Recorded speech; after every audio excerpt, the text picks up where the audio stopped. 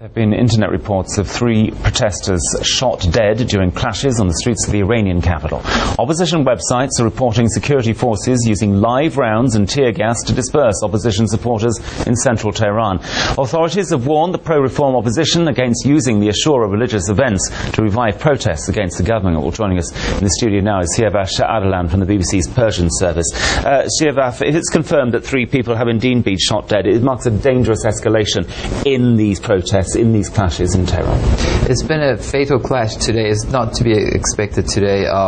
With what happened today, it probably attests more to the tactics the police are using. I think they underestimated the crowd. They probably would have thought that a much smaller crowd would have turned up, but the opposition has been talking about this Ashura protest for months and they've been gathering enough people. So I think the government was trying to stop people from gathering all in one place to form a big march. Well, we certainly, sorry to interrupt you, because we do have pictures, I understand, actually from people that have been posted on YouTube of some of the protests in Tehran today. These come from the opposition, and presumably we can imagine, or do you have more information, that it isn't just in Tehran that these protests are taking place, it's across the whole country? The protests have spread to other countries where the Ashura mornings are taking place. I don't see other cities presenting a big security challenge for the government, but the fact that the security forces have to be deployed in all those other cities to keep an eye and keep a tap on the protests shows that it will be very difficult for the government to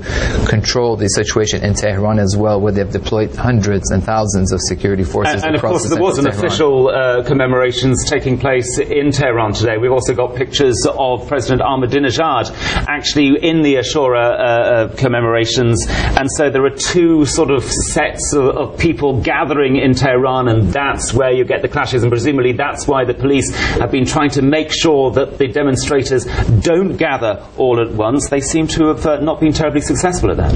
Absolutely, Owen. President Ahmadinejad was speaking to a group of his followers in the area, poor districts of southern Tehran. They have shut off all the streets and avenues leading to central Tehran, so as to cut off the connection between the other mourners in southern Tehran and the middle class, who are the bulk of these protesters today. How worried is the president? He would be, it's not just himself, it's the supreme leader or the security forces, and we have to see how much there is a coordination of decision making, where they all informed of how they want to deal with these protests. The fact that 3 people have been shot shows that the government is treading a very difficult line. On one hand, to restrain not to provoke the protesters, and on the other hand, to not be seen to be retreating before them. Siavash Ardalan, good to talk to you again. Thanks for joining us once more here on BBC World News.